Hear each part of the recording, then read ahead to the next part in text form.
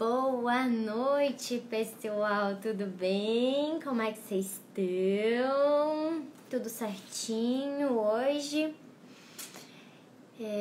Espero que todo mundo esteja bem. Demorei só uns minutinhos, acho que 1 ou 2 minutos para entrar, porque a internet estava caindo, mas agora tá tudo certo. E vamos começar a nossa live, vai ser nossa aula, né? É sobre abuso físico e repetição da violência na vida adulta. O que será que isso tem a ver? Será que tem alguma coisa a ver? O que acontece pra gente repetir algum tipo de violência que aconteceu com a gente na infância, né? Quem estiver me vendo e me ouvindo bem, seja bem-vinda, seja bem-vindo, sejam bem-vindos, né? Vamos começar então aqui a nossa live, nossa aula, né? Que é sobre abuso físico e repetição da violência na vida adulta. Quem estiver me vendo e me ouvindo, por favor, digita o número 2, para eu saber que tá todo mundo aqui conseguindo me ver, todo mundo conseguindo me ouvir, até para ficar bem claro a comunicação, né? Que às vezes quando falha fica um pouquinho ruim a gente tá entendendo o que a outra pessoa tá falando. Então, tô muito feliz que estão aqui hoje e vamos começar então a nossa aula.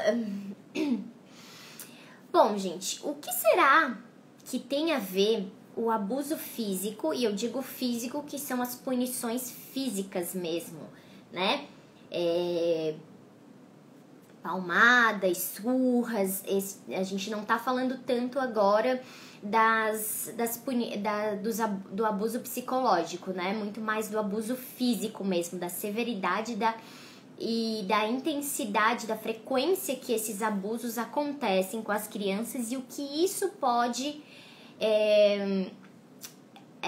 acontecer, dar consequências, né, lá na vida adulta. Será que tem alguma consequência? Será que a pessoa pode mesmo se tornar uma pessoa violenta na forma de educar seus filhos lá na frente, até no modo de se relacionar com as outras pessoas? Então a gente vai ver tudo isso hoje. Já fiz aqui o meu roteirinho para vocês. Então vou começar aqui falando que o que acontece? Tem muitos aspectos para a gente começar a perceber e a saber por que acontece a violência contra as crianças, né? Mas, principalmente, aonde que a gente vai investigar a violência contra a criança? No âmbito familiar. Por quê? Porque é lá que pode estar acontecendo alguma coisa, né? Geralmente, quando uma criança aparece machucada, aparece com hematoma, com alguma fratura, o que a gente faz? As primeiras pessoas que a gente vai procurar é quem? Pai e mãe, para saber o que tá acontecendo, se aconteceu alguma coisa, né? E então, internacionalmente, né, no Brasil e em todos os outros lugares, as pesquisas são intensas sobre a questão da violência contra a criança. Mas o que eles se interessaram na pesquisa sobre essa questão do abuso físico? Eles queriam saber se a questão do abuso físico era uma violência transgeracional. O que quer dizer? Passa de geração para outra, né? Então quer dizer, os pais educam os filhos de forma punitiva, abusiva. Essas crianças, quando forem pais e cuidadores, vão fazer o mesmo movimento. É aquele ciclo de violência que parece que não tem fim, né? Também vou explicar aqui um pouco, que a gente pode pensar, mas todo mundo então que sofreu algum tipo de abuso na infância vai se tornar um pai, uma mãe violenta, vai escolher como forma de educação ser autoritária, punir as crianças? Não, né? Então nem todas as pessoas que um dia sofreram algum tipo de abuso dos pais consequentemente vai fazer isso com os filhos, mas daí são outros fatores também, a gente também vai falar isso um pouquinho. Bom, mas o que eles começaram a pesquisar? Bom, se essas crianças sofrem algum tipo de violência, a gente tem que pesquisar o que está acontecendo. E como que a gente vai ver isso? Pesquisando como que foi a vida dos cuidadores, dos pais na infância. Eles sofreram maus tratos na infância? Como é que eles eram educados? Eles sofriam algum tipo de punição? Algum tipo de abuso físico? Então eles começaram a pesquisar sobre isso e, surpreendentemente, claro, encontraram diversas respostas em relação a isso. Não que seja uma regra, tá? Não quero generalizar aqui, como eu acabei de falar, né? Então todas as pessoas que sofreram algum tipo de abuso na infância vão se tornar pessoas violentas? Não, né? Então não dá pra generalizar. Bom, quais são os principais motivos, quais são as maiores chances das crianças sofrerem abuso dos pais, sofrer algum tipo de abuso físico? Bom, primeiramente, quando a família é de baixa renda, é uma família monoparental. O que é uma família monoparental? É constituído por um dos pais, ou o pai ou a mãe. Aí é a mãe e a criança, o pai e a criança, não tem o outro genitor. Maternidade e paternidade precoce, e precoce quer dizer antes dos 21 anos, quer dizer, esses adolescentes, esses jovens, eles não conseguem lidar com toda aquela demanda que uma criança acaba pedindo pra gente, né?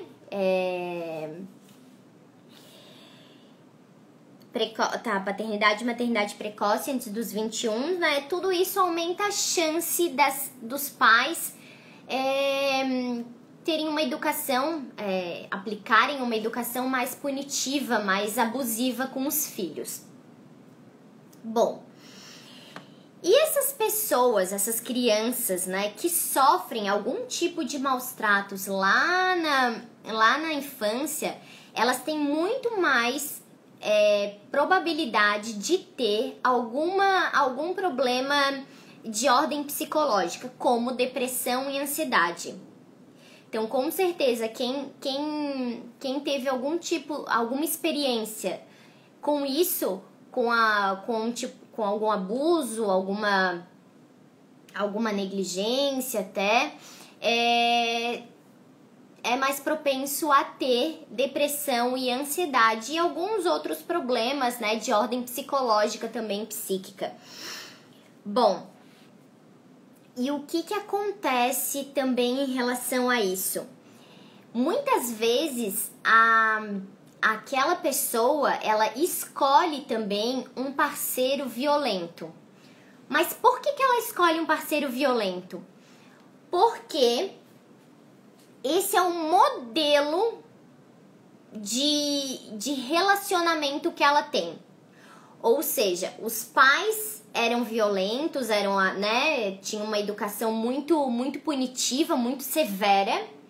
Então ela não conhece outro modelo. Ela ou ele, né? Não conhecem outro modelo de relação. Então, normalmente elas já escolhem, e não tô dizendo que isso é consciente, tá? Isso pode ser inconsciente, lá no nosso subconsciente. Ela escolhe um parceiro que é mais violento, que tem mais que tem a mesma dinâmica, na verdade, que os pais tinham de relação. Bom, As mães que foram abusadas fisicamente, que as punições eram extremamente severas e que a frequência das punições eram quase que constantes, elas têm muito mais chances, sim, de maltratarem os seus filhos, de abusarem fisicamente dos filhos. Porque elas não têm, como eu falei, outro tipo de relação, elas não têm outro exemplo, elas não tiveram outro exemplo de como se relacionar para resolver os conflitos. Bom, quando os pais conseguem perceber a gravidade dos abusos físicos e todo o sofrimento que ele vai trazendo para a criança, vamos dizer, um pai e uma mãe sofreram abuso físico na infância. Mas eles conseguem ter consciência, eles tiveram apoio, eles conseguiram lidar com todos esses problemas que eles tiveram lá na infância, com o apoio de alguém, né? E eles têm a consciência de como isso é grave e de como isso gera sofrimento. Então é como se isso fosse uma proteção para eles não repetirem o que os pais faziam. Porque daí, como eles têm consciência do que pode causar aos filhos, eles não repetem.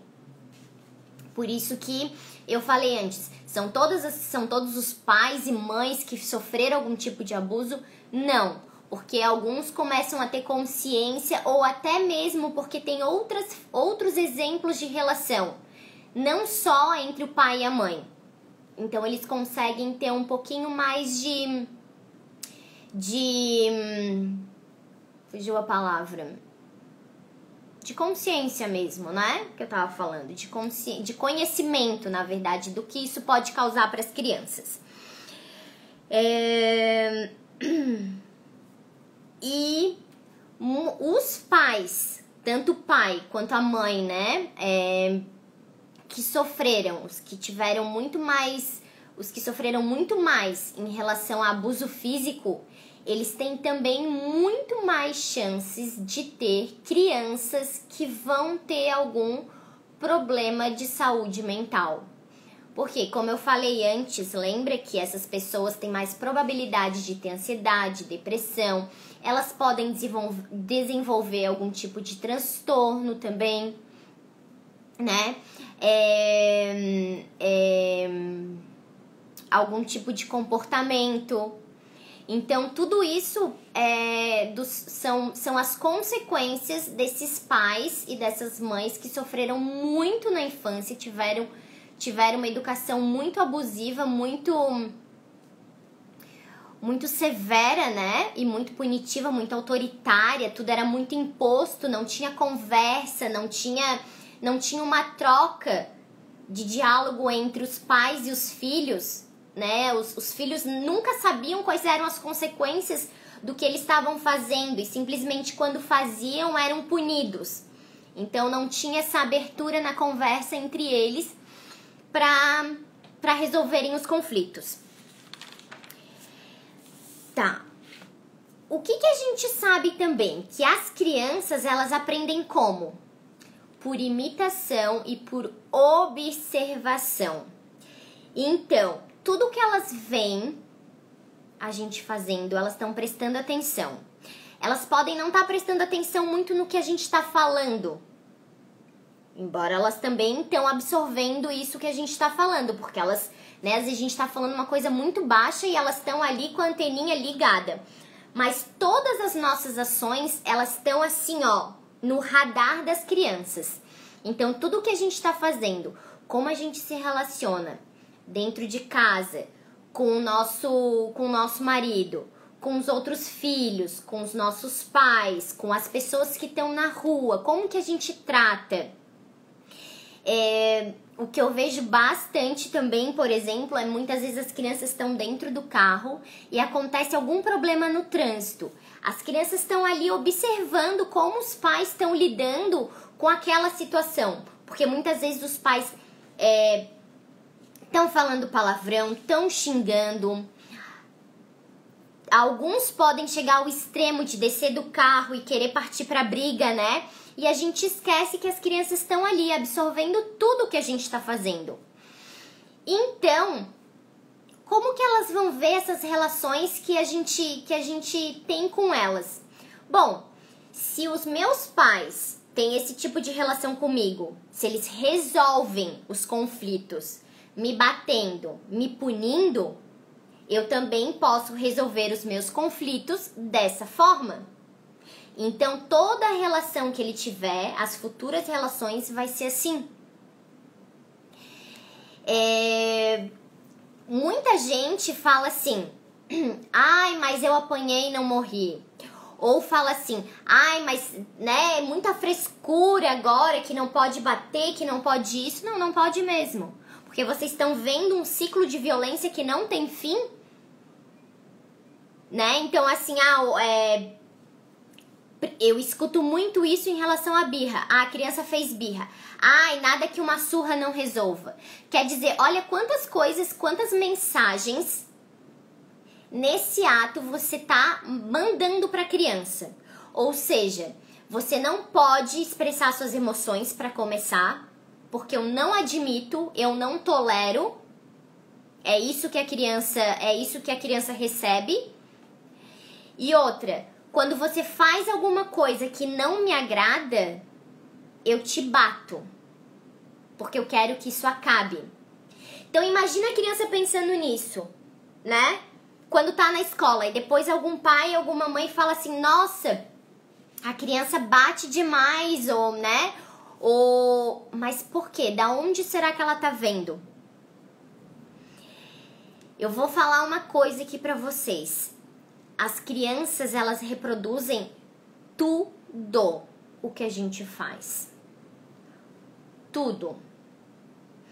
Então, assim, muitas vezes a gente pensa, mas por exemplo, eu não bato, eu falo agressivamente. Alguém pode falar isso, né?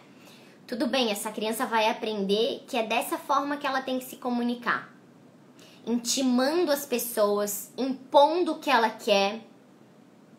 Porque é assim que ela tá aprendendo, é assim que ela tá observando, é assim que ela tá imitando. Como ela vai resolver os conflitos dela. Então a gente sempre tem que tomar cuidado da forma que a gente vai resolver os nossos conflitos com elas, principalmente, e com as outras pessoas, né?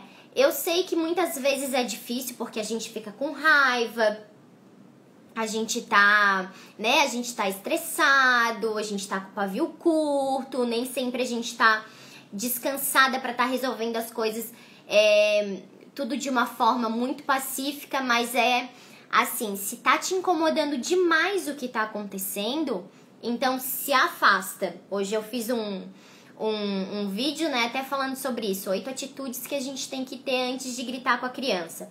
Se afastar, tomar água, respirar, tudo isso vai ajudando a oxigenar o cérebro e vai te acalmando. Nomear 5 coisas que você tá vendo, isso é uma forma de usar os sentidos pra gente se acalmar. Fazer uma pergunta pra criança, sabe, ao invés de gritar, perguntar alguma coisa pra ela. Pode até perguntar assim, o que tá acontecendo? Do que você tá precisando? Aconteceu alguma coisa? E, né? Tentar ficar uns minutos em silêncio, fazer uma pausa e refletir.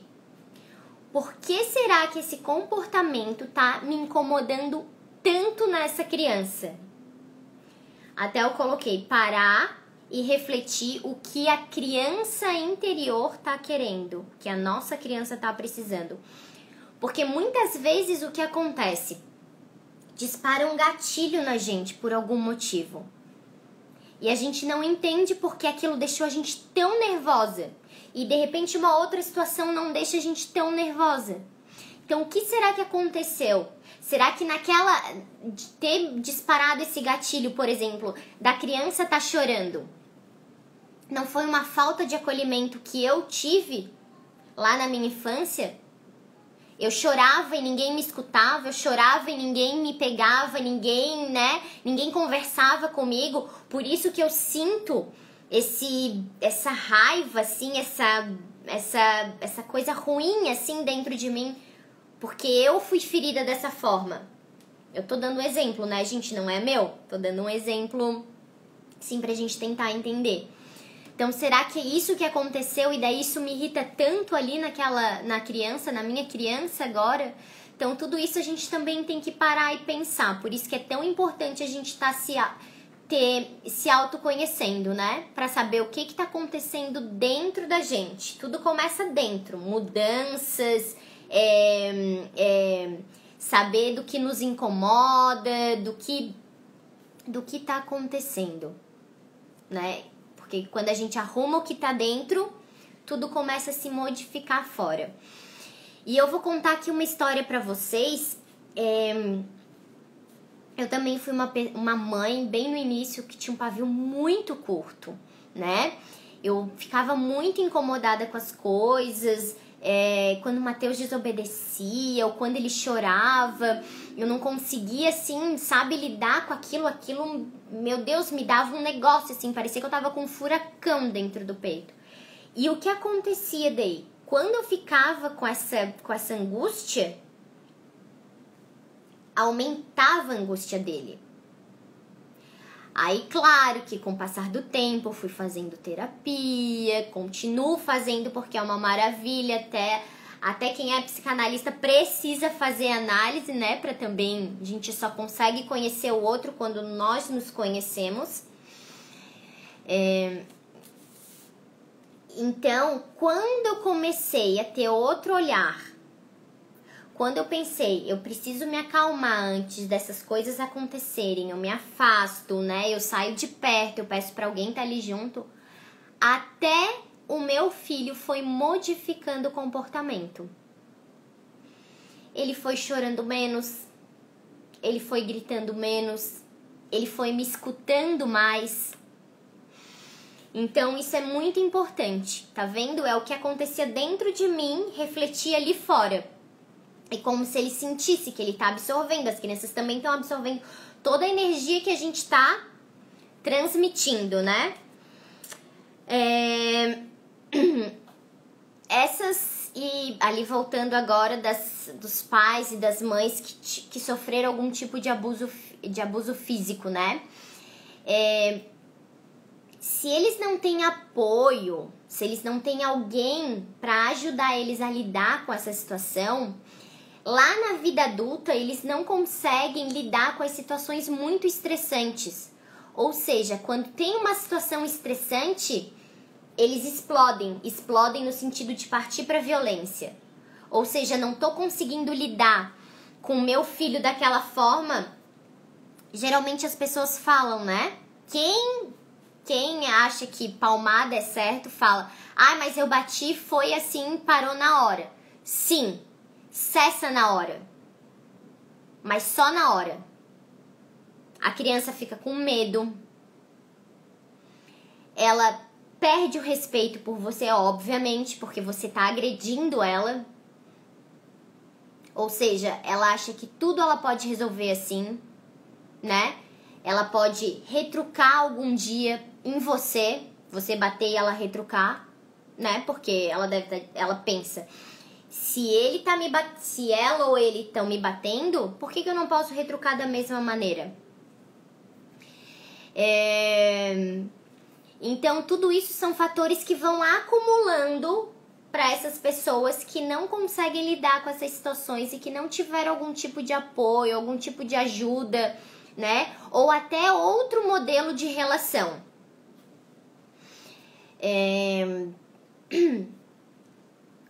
Como que eu digo assim, outro modelo de relação? Por exemplo,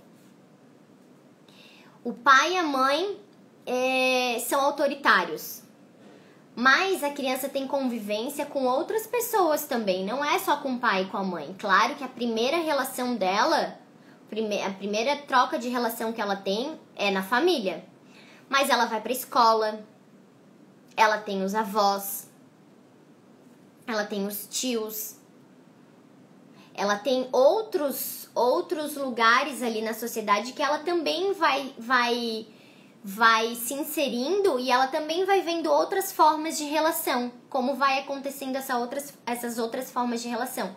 Mas a mais importante, não tenham dúvida, é a relação familiar, é ali no âmbito familiar. Se alguma coisa vai mal ali dentro e ninguém fala, a criança fala. Ela fala de outras formas, com comportamento, na fala dela, no modo que ela se relaciona. Então é assim que a gente vai sabendo.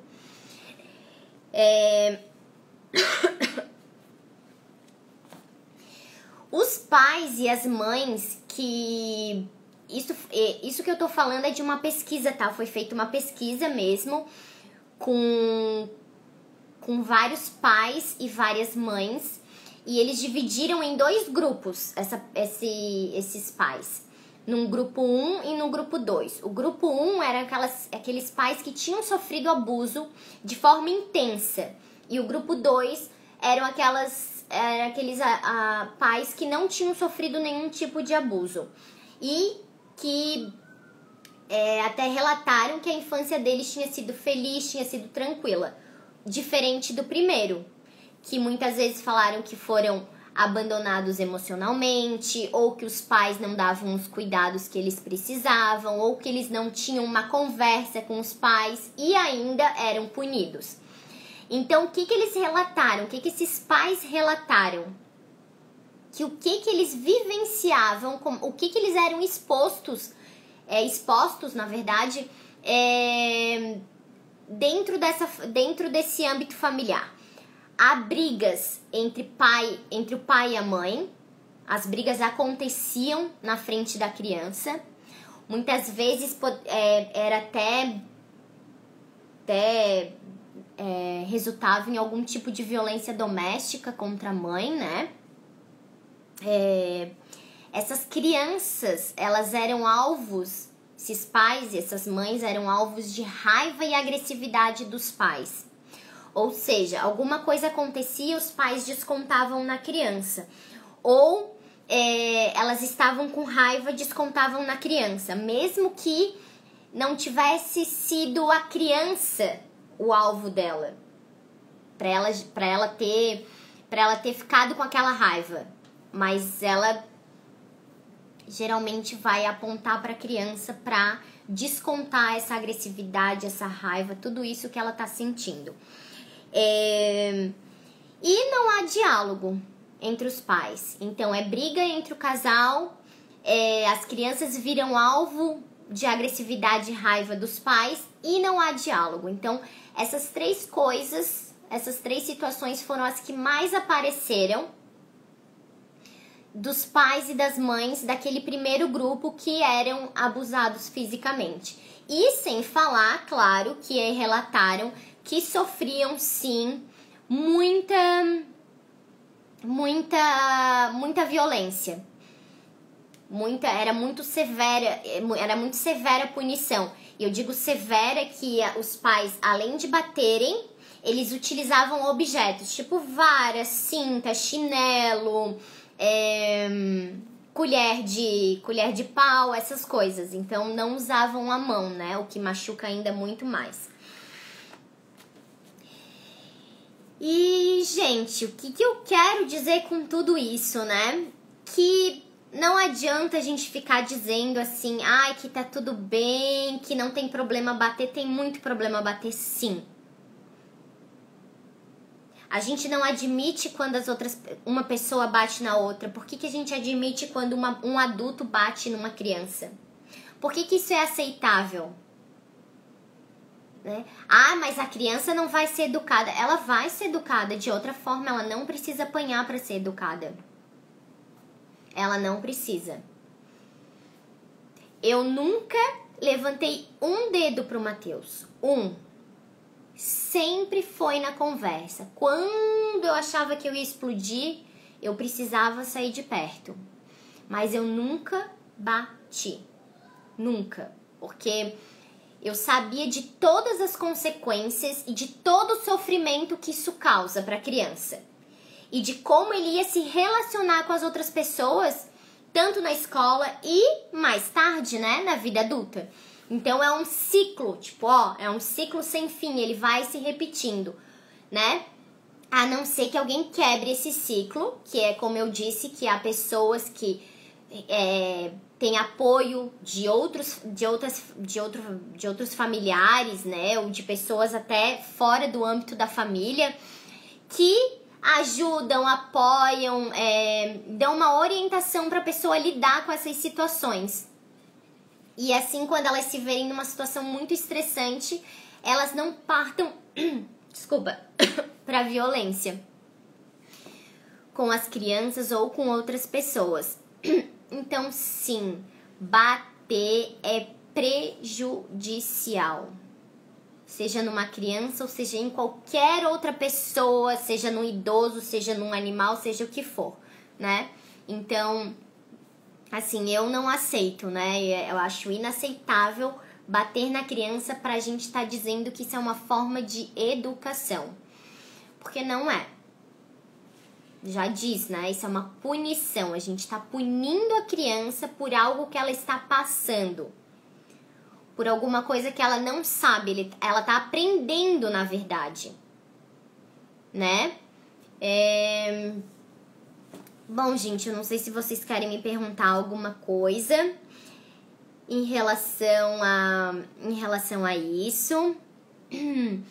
Hoje eu deixei mais voltado mesmo pro abuso físico, né? Pras punições, pras práticas punitivas, punição corporal, assim, né? Então, se alguém quiser me perguntar alguma coisa, eu vou dar uns minutinhos aqui, se tiver alguma dúvida. Aqui não é nenhum... Eu quero que vocês saibam, né, que aqui não é uma questão de julgamento. A gente precisa conhecer sempre a história de vida de cada um. Não adianta a gente falar, que nem eu disse... É impossível generalizar, dizendo, então todos que sofreram algum tipo de abuso vão se tornar abusadores. Não vão. Depende de muitos fatores, de muitos. Então, acho que isso é sempre muito importante, principalmente quando a gente vai consultar uma criança, né? Quando a gente vai analisar uma criança, a gente tem que analisar, na verdade, desde antes de ela nascer, muito antes de ela nascer, como que era a relação desses pais, qual era o desejo desses pais em relação à criança, o que era falado sobre essa criança antes mesmo dela nascer, quais eram as expectativas que eram colocadas nessa criança. Bom, gente, na semana que vem eu vou fazer uma aula sobre isso, tá? Sobre o período antes da gestação, né? Dessa parte aí dos pais, de qual era o desejo dos pais, de como isso influencia, sim, a criança, de como a gente se vê no mundo, né? E de como isso vai estruturando a nossa personalidade e o nosso comportamento, o nosso caráter, tudo isso. Muito, muito, muito obrigado de todo o meu coração, gratidão por vocês estarem aqui. Desculpa. Fico muito feliz de vocês tirarem esse tempo para estarem aqui, né? Espero que esteja todo mundo bem, que tenha uma ótima semana, um ótimo final de semana, um excelente feriado, né? Dia 7 de setembro. E muito obrigado. Tenha uma excelente noite e um beijo no coração de cada um de vocês. Até quinta-feira que vem. Beijo!